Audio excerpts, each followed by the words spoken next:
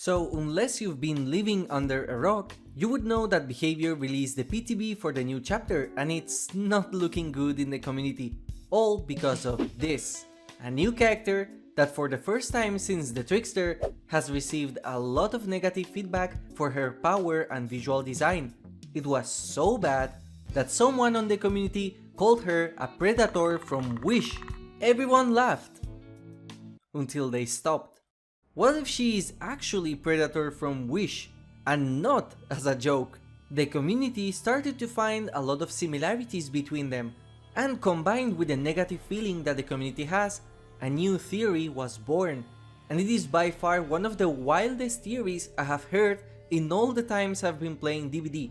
A Predator license was cancelled and the school merchant is just BHVR reusing ideas and assets. So is this true? Or is this just baseless claims that became popular due to the negative bias that the community has towards the new character? Let's take a look at all the evidence and I will give my personal opinion about all of it. However, before we begin this video, I would like to make a quick disclaimer. Everything you will see today, no matter how convincing, is purely rumors and speculation. Absolutely nothing is confirmed and nothing should be taken as a fact. Do not get your hopes up or down for the new anniversary chapter, and this video was purely made to entertain. First of all, let's discuss the evidence for this theory and see all the parallels that the new DLC has with the Predator license, and I believe the most obvious one is the weapon of choice for the new character, an industrial double wristblade. It would be completely disingenuous to not admit that this weapon bears way too much similarity to the Predator's wristblades, the placement of the hands, the fact that they are on top and they are double. BHVR has total liberty to make any type of weapon they wanted for the new character. They could have done a power drill, a saw blade, make her arm completely robotic, or have a melee weapon instead, and yet they went for this design in specific. Both characters also wear masks. However, with Predator, it serves a practical use, unlike the mask on the school merchant, which looks out of place and only serves to make fan art harder to draw. Her name, School Merchant. Whether you agree or not about her visual design being bad, the name School Merchant is complete false advertisement that does not fit the character we got at all. At no point in her lore she sells schools, besides using them for drones. The name comes from the protagonist on her father's manga, which she was obsessed with. On the other hand, the Predator, very well known as the character that keeps the schools of their best prey as trophies. Predator is more of a school merchant than Adriana, even if he doesn't sell anything. Despite the Predator not being widely known as someone who uses drones, the Yautja have Falcon drones that they use as intelligence gathering devices, basically what the school merchant does in-game. And since we're talking about drones, have you noticed how weird it is that the school merchant becomes undetectable inside the drone radius and it doesn't kick in instantly? It almost feels like a very random status effect. However, if we imagine for 1 second about her power being able to disguise her to make her invisible, well, that is exactly one of the tools the Predator has in order to stalk their prey. In fact, this is what the Wraith's entire power is based on. Once a target has a claw trap on them, the icon on the HUD is very similar to the iconic 3 laser lights that the Predator uses in order to shoot their shoulder cannon. And since we have talked about invisibility, most people know how bad and disappointing her Mori is. But then, when you think about it and imagine that the school merchant becomes invisible inside the radius of the drone, suddenly this Mori goes from a -5 to a 0, as it at the very least makes way more sense than whatever the devs cooked. In fact, this is a spoiler warning, but there is one scene in the Prey film where it's almost exactly like the Mori of Adriana, and this wouldn't be the first time the devs reference a movie scene in order to make one of their Moris. There is one detail I found very weird about the school merchant, and that is the weird pointy finger she has on her left hand. However, if we compare the hands of the Predator to hers, it could be another reference and coincidence done by the devs. And just from a superficial point of view, those are all the similarities that the two characters have, that anyone familiar with the movies would make themselves, without any conspiracy. This time, let's take a look at the similarities that are way more specific and way more obscure. Like, for example, how about the fact that Adriana has made her own base in the middle of the most desolate map in the entire game, Shelter Woods? In fact, it could have been the ship where they keep the schools. Imagine seeing that as a survivor. Or how about the fact that her animations seem to be unfinished, not like we have seen in any previous PTB since the Dredge, and the wall breaking animation feels floaty, like it was designed for something with a bigger model. Or the fact that some people go as far as to claim that her face model is just reused and a modified Trickster. However, this is easily debunked just by taking a look at the two side by side. It's obvious that they are not the same. Or how the perk Game Afoot is the first ever perk in the game that keeps track of the best survivor in the match, which fits the theme of the Predator hunting only the people who he feels are a fair adversary. And isn't it suspicious how this is the first ever original DLC which includes two survivors, which would fit perfectly with the two Comanche brothers from the Prey movie, Naru and Tabi, who would also fit perfectly as licensed characters that talk Comanche between each other, just like the new survivors speak Portuguese. Or possibly the most blatant of all, how the devs themselves call the school merchant as the apex predator various times on their behind the scenes video. It was important for us, for the survivors, to feel like they were constantly being hunted by an apex predator. What can that technology do in the hands of people who are more aggressive, more predatory? Skull Merchant is this interesting parallel between absolute predatory. So the Skull Merchant, before her days in the fog, she used to hunt only the best of the best. She wants the best trophies. I love the parallels we're playing with here. We have a cold, calculating apex predator. What I'm really looking forward to is for killer players to feel like that apex predator that the character is meant to be. Now, there are some more evidence for it, and I heavily recommend watching Polyester's video if you're still not convinced of how many coincidences these two characters have, and he covered this way better and more in depth than I did. My job today is to tell my personal opinion about this theory. Do I believe that this was a failed license for the Predator? My answer is no. I think this is a very interesting theory, but there are some very fatal flaws with it that I simply cannot ignore. You know me and my channel, I am the first person to talk about crazy theories. Heck, I was the one that fully believed the Stranger Things leaks. But this theory, while it is indeed very interesting, I feel like it has a major flaw that just doesn't make sense. So my first major problem with this theory is the fact that Behavior rushed the chapter itself, or that it was a cancelled Predator license. Basically, the main premise of this theory is that Behavior was working on a Predator chapter, so they created some assets and powers in order to showcase the license holders if they would like to collaborate in the game. The license deal didn't go through, and instead of removing the assets completely from the game, they reused various concepts and gaming assets in order to make this entire chapter. So in other words, Renato and Talita were the two Comanche brothers from Prey, and possibly Behavior made a custom-made Predator that possibly was inexperienced or a bad blood one. However, is this an objectively rushed chapter in its entirety? When did they start working with the DLC, for example? Some months ago, if you were very active in the DVD community, you remember the code Celebrando Novas Chegadas. This code was to commemorate the new Brazilian DVD Twitter, officially, and DVD has a lot of Brazilian and Portuguese players in the game.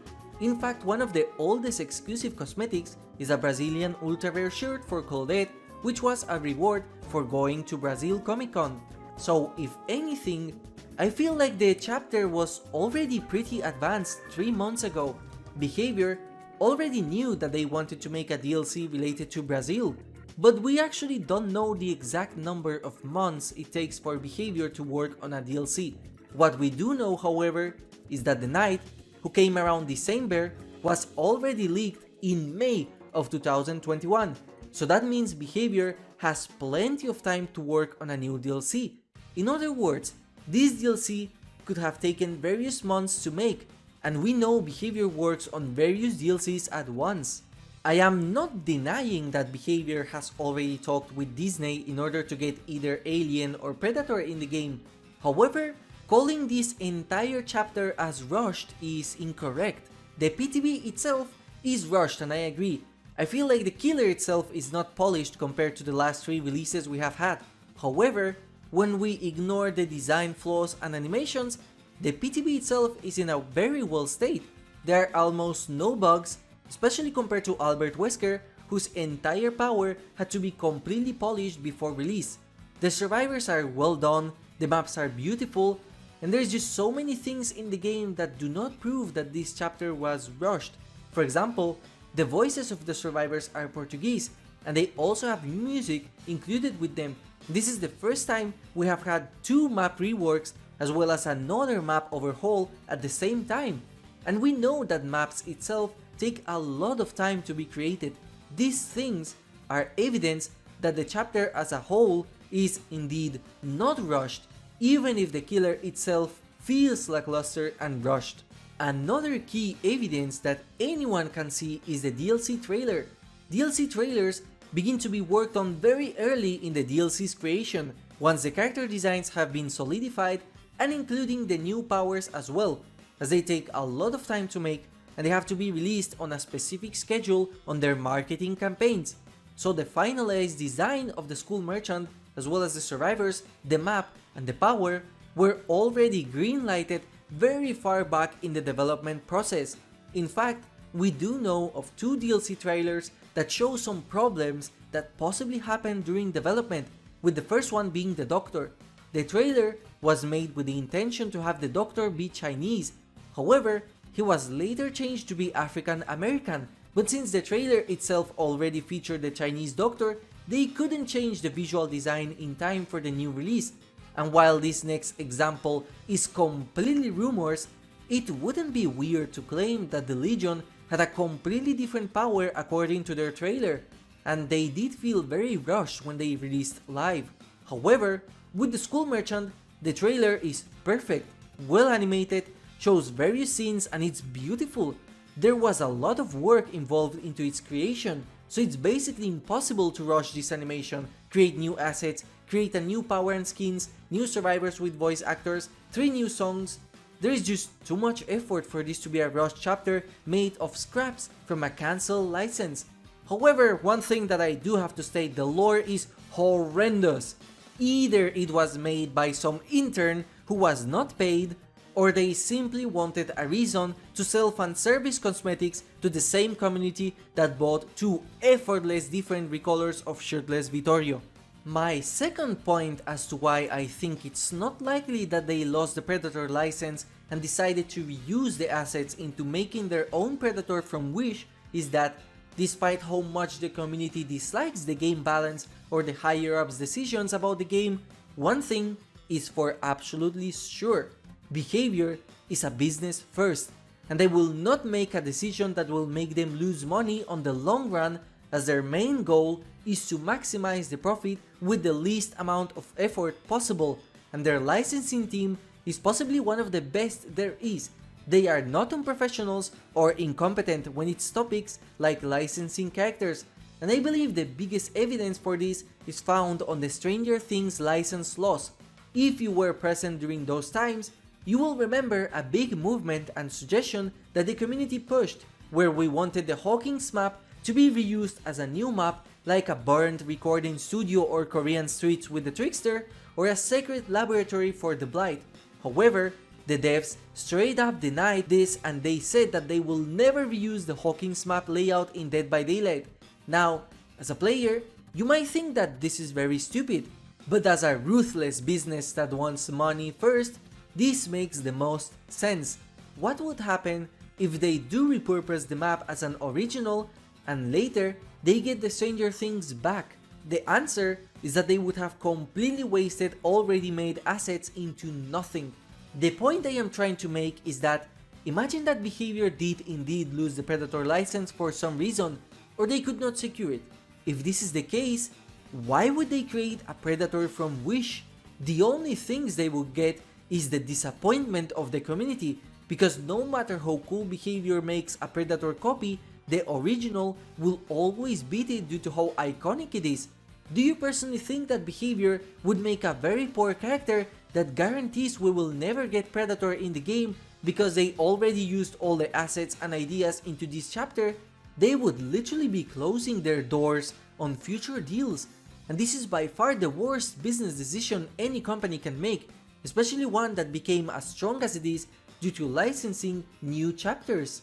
In fact, when you really think about it, all of this chapter could have very well been inspired on the Predator, but without any licensing problems in the back, so it's all just a coincidence. It's not like they had to use the wrist blades for their new design and they made one entirely from scratch with the school merchant. The wrist blade was not reused assets, it was all Behavior made. The 3 lasers that appear on the UI is the easiest thing to change, as it's just a PNG animation. I bet any fan could change it in less than an hour. The lackluster design and Mori could very well just be an L by the art team. After all, they are not gods, they are human. It's not like this is the first time they made a bad design, but that doesn't mean all of them are. Sometimes they win, and sometimes they simply lose. And the most importantly, outside of the wrist blades, which are clearly inspired by the Predator, would you say her power is something Behavior would make for the Predator? I cannot talk for you, but whenever I think of the Predator, I think of invisibility, of heat vision, of the shoulder cannon and the lasers, the different traps that the Predators have in their arsenal of strength, speed and endurance. Not a glorified M1 killer that can put boring drones to defend regions or invalidate loops with a stupid radar. Even Freddy Krueger, a character that the majority of the community admits is just bad, still feels like Freddy Krueger with the dream world, the laugh he makes, the YouTube guidelines liquid spewing everywhere. Heck, even Sadako is well made. She might be weak, but when you think of an Onryo that appears after 7 days of you watching a cursed tape, how would you make her power in the game? I think Behavior did a pretty good job with representing her, even if the result is weak in terms of gameplay. But I think if Behavior pitched the drone idea for the Predator, it would have been an insult to the license itself, and they proved countless of times that they respect their licensed characters a lot. Every single one of them feels like they were done with extreme care to the original source, except Freddy Krueger. There is zero chance they would mess up one of the most beloved and iconic characters in movie history, and especially not now after they gained so much experience and improved their own skills drastically compared to the past. And so, that's all. Thank you for your amazing job, Behavior. I know you meant well with the latest DLC and don't deserve all the hate. Now, I will spend the rest of the video talking about the Twitter drama that happened recently, so you can go now. Thank you for watching and have a nice day. Okay guys, Makoti is gone. I actually have one very big and crazy theory left and I need you to pick up your tinfoil hat because things are about to go wild. See, here's the thing. Normally, Behavior saves up a very big license for their anniversary for the hype and marketing that will happen during those months. It's true that we recently got the Dredge in the anniversary, but I feel like either Ringu or the Project W were supposed to be the anniversary chapter, but something got rescheduled so they had to cancel their plans and decided to make one original for the anniversary. If a Predator license was cancelled, that implies that Behavior and Disney are not in good terms. However, what if I told you that it is very possible that they are, indeed, in good terms? Everyone watching here probably knows who McLean is. McLean was one of the original developers of Dead by Daylight and one of the most notorious devs for the community as well. 1 year ago, he left his job at Behavior in order to work on another project. He joined Survios and he's currently working on an alien game. And most of you will know Patrick, the former lead designer of Dead by Daylight, or how some people know him, the absolute Giga Chad that compared DBD with hockey. Well, he also started working on Survios, the same company that has the Aliens license, as well as making a new single-player experience. Both lead designers immediately leaving DBD in order to work on an Aliens game. Curious, right? But you know, that could just be a coincidence.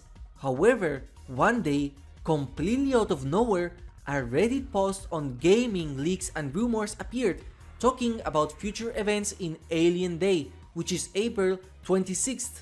This Reddit post was made by a throwaway account that got deleted quite fast, and this post contained a lot of spicy information.